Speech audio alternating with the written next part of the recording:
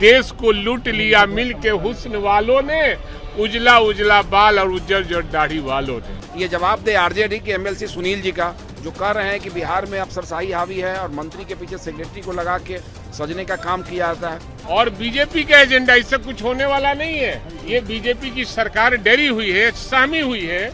इनका कोई पकड़ बिहार पर नहीं रह गया। ये प्रधानमंत्री बनने में मशगूल हैं। राज्य के बेरोजगार, राज्य के शिक्षकों, अभ्यर्थियों को ये उम्मीद था कि यहाँ उनको भागीदारी मिलेगी। इन्होंने प्रधानमंत्री का सपना संजोग लिया। और जवाब से असंतुष्ट होइएगा, सदन का बहिर्गमन करिए, लेकिन ये आपको विधायी अधिकार है, लेकिन विधायी अधिकार में हुंगलिज्म नहीं। बिहार विधानसभा की कार्रवाई हंगामेदार है। भारतीय जनता पार्टी सरकार पर हमलावर है। बीजेपी का कहना है कि विधानसभा की कार्रवाई हम चलने नहीं देंगे। मुख्यमंत्री नीतीश कुमार के सामने हम अपनी बात रखेंगे और भारतीय जनता पार्टी भ्रष्टाचार के मुद्दे को लेकर के आरजेडी नेता तेजस्वी यादव को निशाना बना रही है।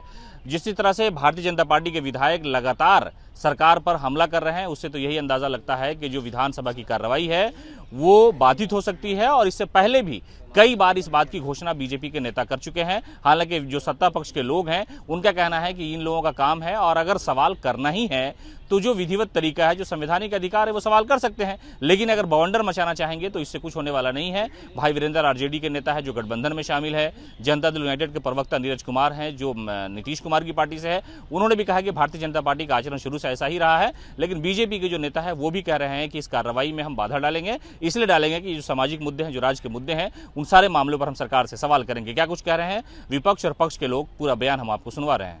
हमारे नेता आदरणीय तेजस्वी यादव को बदनाम करने के लिए, और बीजेपी का एजेंडा, इससे कुछ होने वाला नहीं है।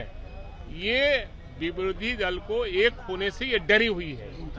ये बीजेपी की सरकार डरी हुई है, सहमी हुई है। इसलिए हमारे नेता पर हमेशा दोषारोपण करने का काम करती है, और कुछ होने वाला नहीं है।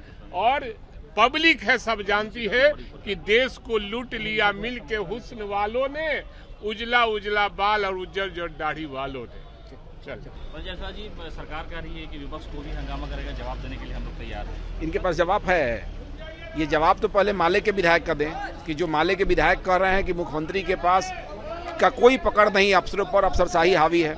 ये जवाब दे आरजेडी के एमएलसी सुनील जी का, जो कह रहे हैं कि बिहार में अफसरशाही हावी है और मंत्री के पीछे सेक्रेटरी को लगा के सजने का काम किया जाता है। ये जवाब दें कि मंत्री 4 दिन से कार्यालय में नहीं जा रहे हैं, सेक्रेटरी ने मंत्री के पीए को जाने पर प्रतिबंध लगा दिया। कैसा पकड़ है भाई आपका, कि आपका मंत्री? बिल्कुल, देखिए अनेकों से मांग है इनके, इनका कोई पकड़ बिहार पर नहीं रह गया। ये प्रधानमंत्री बनने में मशगूल हैं।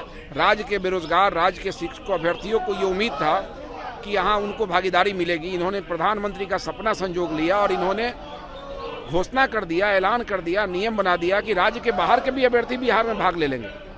जबकि अन्य राज्यों में नियम है कि अधिकतम 25%, 15% ही समान श्रेणी के अभ्यर्थी दूसरे राज्यों में भाग ले सकते हैं।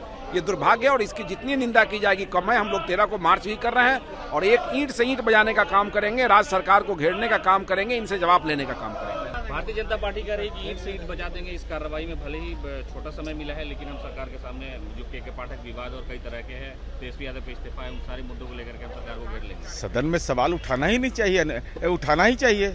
नौकरी करने आए हैं क्या? सदन में सवाल उठाइए, जवाब सुनिए, जवाब से असंतुष्ट होइएगा, सदन का बहिर्गमन करिए, लेकिन ये आपको विधायी अधिकार है, लेकिन विधायी अधिकार में हुंगलिज्म नहीं। सदन में अपनी बात को मजबूती के साथ कहना चाहिए और सरकार उनके हर प्रश्न का जवाब देने को तैयार है।